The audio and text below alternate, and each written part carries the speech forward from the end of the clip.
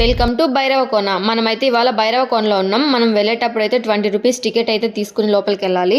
ఇప్పుడు మీకు భైరవకోన మొత్తం ఎక్స్ప్లోర్ చేసి చూపిస్తాను. భైరవకోనలో ఉండే అందాలు కానీ, చరిత్ర కానీ, ఇందులో దాగి ఉన్న రహస్యాలు మొత్తం చెప్తాను. వీడియో ఎండ్ వరకు చూసేయండి, ఎక్కడ స్కిప్ చేయొద్దు.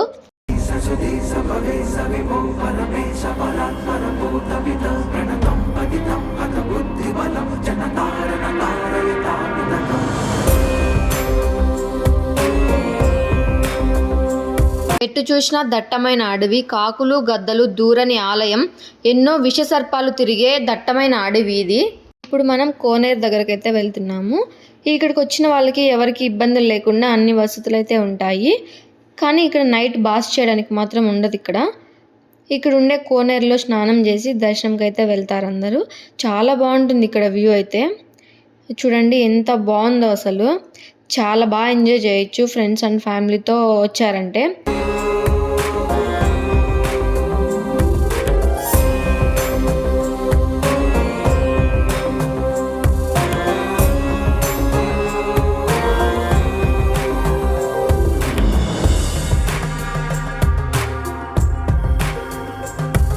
ఇక్కడ పైన కొండల్లో నుంచి అయితే వాటర్ పడుతూ ఉంటాయి లోపల కోనేరులో. వర్షాకాలం అయితే చాలా బాగుంటుంది. ఇంకా వర్షాకాలం అయితే వాటర్ ఫ్లోటింగ్కి లోపలికైతే రానివ్వరు కోనేరు లోపలికి. ఇంకా మేమైతే కోనేరు దగ్గర కొంచెం సేపు ఎంజాయ్ చేసి ఇంకా ఆంజనేయ స్వామిని దర్శనం చేసుకోవడానికి అయితే వెళ్ళాము. ఆంజనేయ స్వామి పెద్ద స్టాచ్యూ అయితే ఉంటుంది అక్కడ.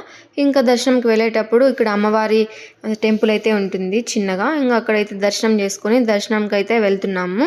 సుమారు క్రీస్తు శకం 600 నుంచి 1100 సంవత్సరాల మధ్యకాలంలో ఆంధ్రప్రదేశ్లో పాలించిన పల్లవులు, తూర్పు చాళుక్యుల కాలంలో నిర్మించిన ప్రాచీన గృహాలయాలలో నిత్య పూజలు జరిగే అరుదైన గృహాలయాలు ఇవి.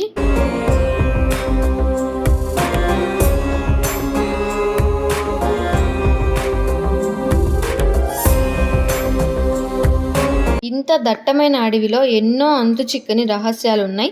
సైంటిస్టులు కూడా ఈ రహస్యాలను ఛేదించలేక చేతులెత్తేశారు. చుట్టూ ఎక్కడ చూసినా దట్టమైన అడవి. ఇంత దట్టమైన అడవిలో ఎన్నో రకాల చెట్లు ఉంటాయి, కానీ వేప చెట్టు మాత్రం అస్సలు ఉండదు. ఎందుకంటే కాకి నోటితో వేప పండ్లు తిని పక్కన పడేసినప్పుడు అక్కడి నుంచి చెట్టు అనేది మొలుస్తుంది. ఇక్కడికి అసలు కాకులు రావు కాబట్టి చెట్లు కూడా ఉండవు. శనీశ్వరుని వాహనమైనటువంటి కాకి కూడా అసలు రాదు ఇక్కడికి. ఇంకా మేము కాలభైరవేశ్వర స్వామిని అయితే దర్శనం చేసుకున్నాము. ఇక్కడ ఎటు చూసినా కోతులు ఉన్నాయి. అలా మా కోతి స్నేహితుడితో ఎంజాయ్ చేసి మా దగ్గర ఉండే ప్రసాదం అయితే ఇచ్చాము. చాలా బాగా వచ్చి తీసుకునింది మా దగ్గర నుంచి అది. భైరవకోనలో ఒకే కొండపైన 8 గృహ ఆలయాలు ఉంటాయి. ఎటువైపు చూసినా దేవుళ్ళ శిలారూపాలైతే ఉంటాయి.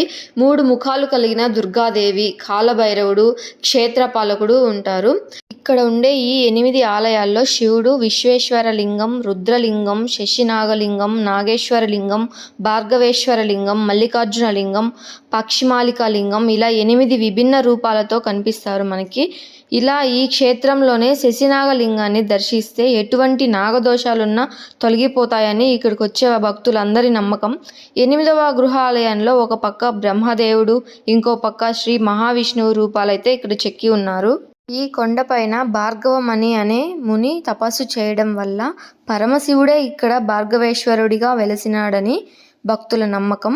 8 ఆలయాల మధ్యలో 3 ముఖాలు కలిగిన దుర్గాదేవి ఆలయం ఉంటుంది. ఇక్కడ దగ్గరలో సెలయేరు పారుతూ ఉంటుంది. కార్తీక పౌర్ణమి నాడు రాత్రి ఇక్కడ ఒక అద్భుతం జరుగుతుందంట. ఈ చంద్రకిరణాలు అమ్మవారిని తాకుతాయంట. ఈ అద్భుతం చూడడానికి ఎంతోమంది వస్తూ ఉంటారు భక్తులు ఇక్కడికి.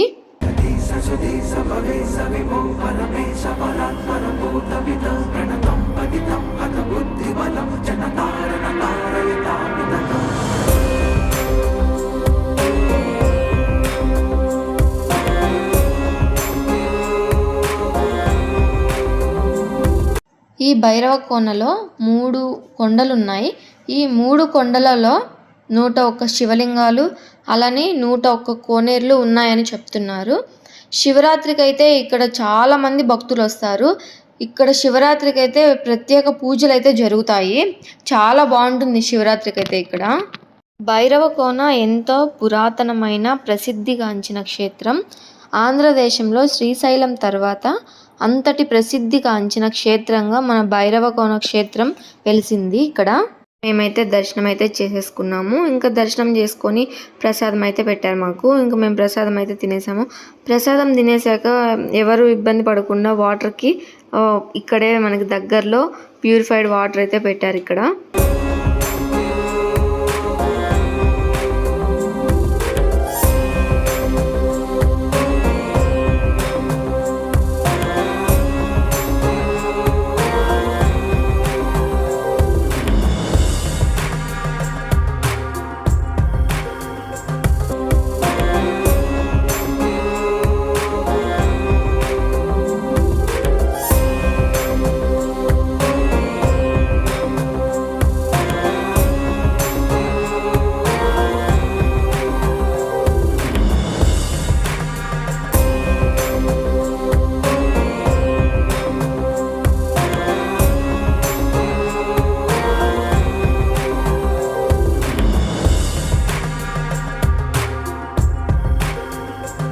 ఇక మనం ఈ స్టెప్స్ మార్గం ద్వారా పైకి వెళ్ళామంటే పైన అన్నపూర్ణాదేవి ఇంకా అలానే అష్టలక్ష్మీదేవి అమ్మవారి టెంపుల్ అయితే ఉంది పైన. ఇంకా మనకి ఇక్కడైతే ఫొటోస్ వీడియోస్ అయితే ఇక్కడ వరకే, పైకి అయితే వెళ్ళలేదు.